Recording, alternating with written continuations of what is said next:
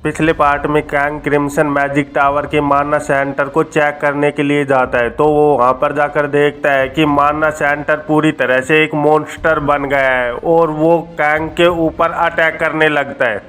इस पार्ट की शुरुआत में हम देखते हैं कि माना सेंटर माना बुलेट की मदद से कैंग के ऊपर लगातार अटैक किए जा रहा होता है, जिसकी वजह से कैंग के हाथ में चोट आ जाती है। इसी वजह से कैंग को बहुत ज़्यादा प्रॉब्लम हो रही होती है। तो कैंग को इस तरह से मुसीबत में देखकर वहां पर मौजूद प्रोफेसर कहने लगता है, कैंग क्या तुम ठीक हो? क्या तुम इससे अभी भी लड़ सकते हो? तो कैंग अपने और वो क्रिकास्थल को बाहर निकाल लेता है, जिसके अंदर से बहुत ज्यादा माना बाहर निकल रहा होता है। तो वो कहने लगता है, इससे तो बस मैं अभी मरने ही वाला था। और सोचने लगता है, अगर ये और मेरे पास नहीं होता तो अभी तक मैं बहुत सारे टुकड़ों में बट गया होता। लेकिन इससे भी बड़ी बात तो ये है कि अगर ये ऐसे ही माना एब्जॉर्ब करता रहा तो इस चीज का कभी भी अंत नहीं होगा। इधर हम देखते हैं कि वो माना क्रिस्टल अपनी पिघली हुई शील्ड को वापस से एब्जॉर्ब कर कर अपने ऊपर वापस से एक माना शील्ड को क्रिएट कर लेता है। तो उसे देखकर कैंग कहने लगता है, इसने तो उस मेल्टेड माना से भी वापस से अपनी बॉडी को ठीक कर लिया है। तो ये देखकर प्रोफेसर कहने लगता है, इसके ऊपर इंसेंस हर्ब का कोई भी यूज नहीं आने वाला है, क्योंकि ये मेल्टेड माना को भी वापस से एब्जॉर्ब कर लेता है। इसलिए तुम्हें कुछ और ही सोचना होगा। तो कैंग भी प्रोफेसर को हाँ में जवाब देते हुए कहने लगता है, वैसे मुझे पता था कि ऐसा ही होने वाला है, इसीलिए मैंने पहले से ही तैयारी कर ली है। पर इधर वो सेंटर माना क्रिस्टल वापस से अपनी माना बुलेट चैन का यूज करने लगता है, जिसकी वजह से बहुत सारी एनर्जी एक साथ कैंग के ऊपर अटैक करने के लिए आगे बढ़ती है। लेकिन कैंग अपनी स्पीड का यूज करते हुए तेजी से एक झटके में आगे बढ़ता है और वो सारे अटैक्स को डोज करते हुए धीरे धीरे कर माना सेंटर की ओर बढ़ रहा होता है।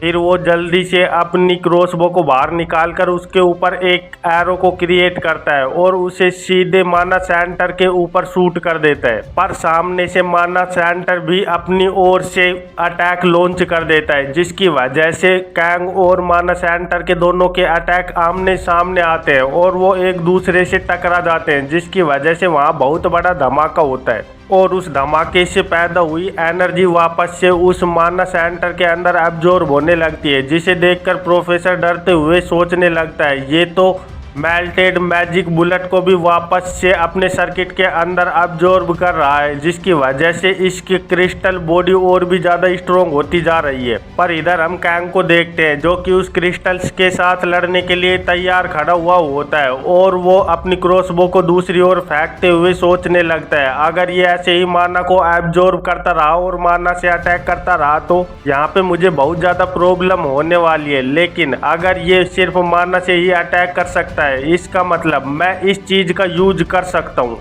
और वो उछलकर उस क्रिस्टल के ऊपर अटैक करने के लिए तेजी से आगे बढ़ता है और अपने हाथ के अंदर और वो क्रिकास्थल को बाहर निकाल लेता है, जिसके अंदर बहुत ज्यादा पावरफुल मैजिक डिफेंस और माना रेजिस्टेंस होती है। तो कैंग उस ऑर्ब को अपने हाथ में पकड़कर एक खतरनाक पंच उस क्रिस्टल की प्रोटेक्टिव लेयर पर मारता है, जिसकी वजह से एक ही पंच में वो प्रोटेक्टिव लेयर टूटकर बिखर जाती है, जिसे देखकर प्रोफेसर बहुत ज्यादा चौंक जाता है और वो कहने लगता है, इसने सिर्फ एक पंच से ही उस शील्ड को डिस्ट्रॉय कर दिया। सच में ये तो एक मॉन्स्टर है, ऐसा हो ही नहीं सकता। पर इधर हम देखते हैं कि कैंग लगातार उस क्रिस्टल के ऊपर अपने हाथ से अटैक किए जा रहा होता है और फिर अपना लास्ट अटैक करने के लिए तैयार हो जाता है और सोचने लगता है, इस अटैक के बाद ये खत्म हो जाएगा। लेकिन इधर हम देखते हैं कि वो क्रिस्टल नीचे गिरी हुई जेली को जल्दी से अपने ऊपर अब्जॉर्ब करने लगता है और उसे इकट्ठा कर लेता है। फिर वो जल्दी से उस जेली से अपने दो बड़े ह्यूज हाथ बना लेता है, जिसे देखकर कैंग भी बहुत ज्यादा कंफ्यूज हो जाता है। और हम देखते हैं कि वो दोनों हाथ मिलकर कैंग के ऊपर अटैक करने के लिए तेजी से आगे बढ़ते हैं, लेकिन कैंग जल्दी से पीछे हट जाता है और कहने लगता है, ये तो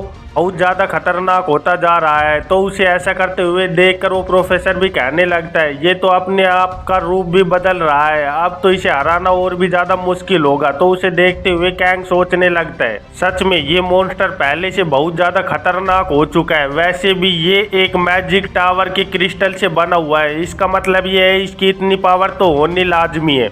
पर तभी वो क्रिस्टल जल्दी से बिल्डिंग के ऊपर अपने खतरनाक पंच से अटैक करने लगता है, जिसकी वजह से वहां की बिल्डिंग पूरी तरह से हिलने लगती है और वो पूरी जगह कांप जाती है। तो कैंग भी थोड़ा कंफ्यूज हो जाता है और चिल्लाते हुए कहने लगता है ये तो यहाँ पर सब कुछ ध्वंस करने वाला है, और सोचने लगता है ये आसपास की जगह को तोड़कर ऐसा चाहता है कि मैं इसके पास कभी ना पहुंच पाऊं। ये तो ऐसा लग रहा है जैसे कोई अर्थक्वेक जैसी कोई चीज हो। वैसे अब इसके ऊपर ज्यादा अटैक करने की जरूरत नहीं है क्योंकि मैंने इसे बहुत ज्यादा कमजोर कर दिया है, लेकिन इसके लिए मुझे एक ओपनिंग ढूंढनी होगी जो कि ये मुझे नहीं दे रहा है। पर तभी कैंग को उस क्रिस्टल को देखकर रिजे की याद आती है और वो रिजे को याद करते हुए उस फॉर्मेशन को याद करने लगता है जो कि रिजे ने उसे एक कागज में दिया हुआ होता है। तो उसे याद करते ही कैंग के दिमाग में एक आइडिया आता है और वो जल्दी से अपनी क्रॉसबो को बाहर निकाल लेता है और सोचने लगता है ये चीज पूरी तरह से माना से ऑब्सेस्ड है, इसीलिए मुझे इसके लिए ऐसा ही कुछ करना चाहिए। और फिर हम देखते हैं कि वो अपनी फ्रेया कनेक्शन पाउच में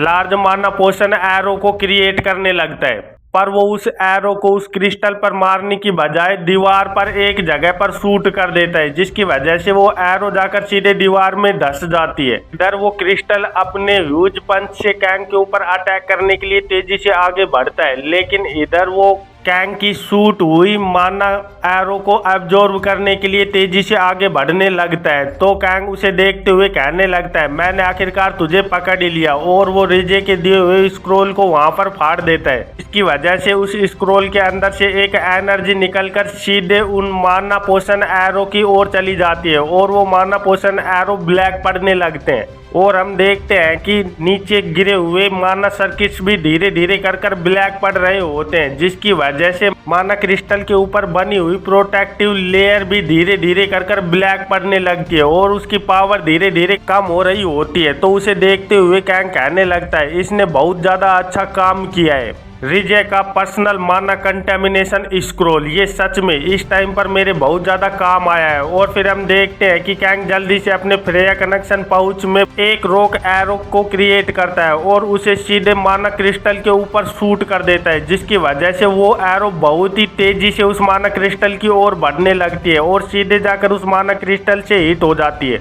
उस एरो की फोर्स की वजह से वो क्रिस्टल एक ही शॉट में टुकड़ों में बट जाता है और वहां पर एक माना का बहुत तेज धमाका होता है। तो उसे देखते हुए कैंग मुस्कुराते हुए कहने लगता है आखिरकार ये खत्म हुआ।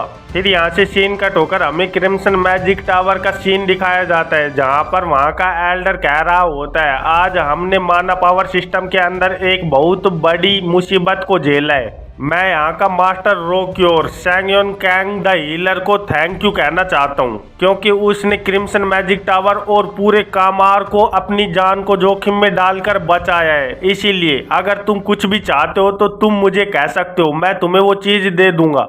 इधर हम कैंग को देखते हैं जो कि एल्डर की ऐसी बात सुनकर मुस्कुराते हुए कहने लगता है ओह अगर तुम सिंसियरली मुझे ऑफर ही कर रहे हो तो मैं टावर का special domain of mental relaxation magic circle carpet चाहता हूँ। तो हम देखते हैं कि कैंग की ऐसी बात सुनकर मैजिक टावर के सारे लोग अचानक से शॉक हो जाते हैं और वो आपस में बातें करने लगते हैं ये तो बहुत ही ज्यादा महंगी चीज है और वैसे भी ये बहुत सारे एडवांस मेज को भी अलाउड नहीं की जाती है जब तक कि वो कोई बहुत बड़ी चीज को अचीव ना कर लें, इसीलिए ये चीज देना तो बहुत ज्यादा महंगा पड़ सकता है। तो उन सब की बातों को सुनते हुए वो एल्डर कहने लगता है ये एक ऐसी चीज है जो किसी बाहर वाले को नहीं दी जा सकती, ये सिर्फ मैजिक टावर के मेंबर्स को ही दी जा सकती है और एक आउटसाइडर चाहे उसने मैजिक टावर के अंदर कितनी बड़ी चीज क्यों ना की हो पर उसे ये चीज देना अलाउड नहीं है। तो ये सुनकर कैंग थोड़ा सा निराश होते हुए सोचने लगता है वैसे मैंने सोचा भी नहीं था कि ये चीज मुझे मिलने वाली है, क्योंकि मुझे पता था कि ये चीज ये लोग मुझे नहीं देने वाले। पर तभी कैंग देखता है कि वो एल्डर कैंग के ऊपर एक क्रिस्टल को बनाने लगता है और फिर वो कहने लगता है मेरी अथॉरिटी से मैं क्रिम्सन मैजिक टावर का मास्टर सैंगयोन कैंग द हीलर को honourably member crimson magic tower का नियुक्त करता हूँ। वैसे तो तुम इस मेज के पाथ पर नहीं चलने वाले। तो ये सुनकर किम और सुरई भी शॉक हो जाती है और कहने लगती है क्या कैंग को क्रिम्सन मैजिक टावर की मेंबरशिप मिल गई।